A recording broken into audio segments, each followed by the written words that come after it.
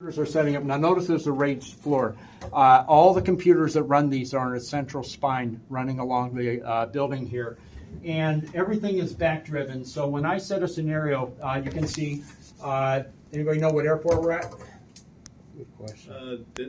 That's Vegas or Denver? What is that giant volcano you see off to the left side? Isn't that Seattle? Yep.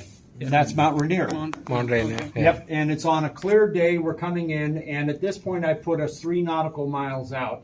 Now, I could actually put us out takeoff. Now, it's changing scenarios. Now, in the full motion sim, or if this was actually powered up, the throttles would be changing, the horizontal stab, the flaps, and everything. So keep your hands away from there. And then it sets everything. And then this is where I program everything. And there we are on the runway.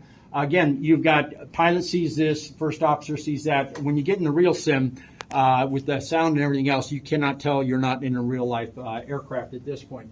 But at this point, I can say the environment, and I can say, let's go back to dawn. Here's what it looks like dawn. Now, all those, it's much more realistic in the sim. All those stars are accurate. So you could do celestial navigation, everything else. We can do satellite navigation. You can actually see some strobes moving and some beacons moving and the taxiway lighting and everything else. I could go straight to nighttime here. Everything works exactly. I can go to dusk right before the sun rises. But let's go back to daytime, and then I can go into some weather effects. And I can do, now I don't have the sound on, but if I want to go into heavy rain, now look at the contamination on the runway. You see the drops falling, you see the splatter on the sides there, and you see the contamination. Now, if I wanted to get into hail, if I had the audio on, I'm not going to turn it on, but right now, if I put heavy hail, you would hear it hitting on the windshields and on the, it's very loud. And the sound is absolutely realistic of the engines, the fans, everything else. And then if I wanted thunder and lightning, you'll see the flashes, you'll hear it, the sim will shake a little bit, and we can do this in the air on the ground.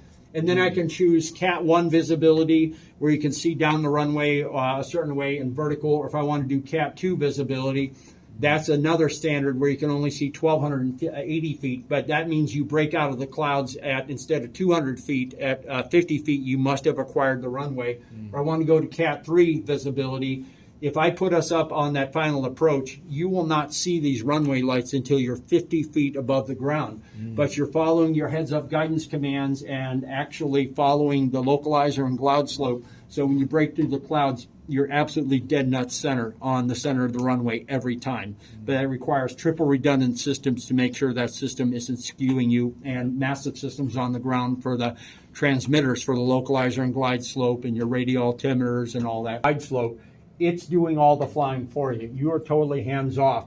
And as you're approaching, you're monitoring the systems, triple redundant autopilots, triple redundant auto throttles, triple redundant that until it's behind you. And therefore, that's good enough for the scenarios we train in here. Again, there's no motion.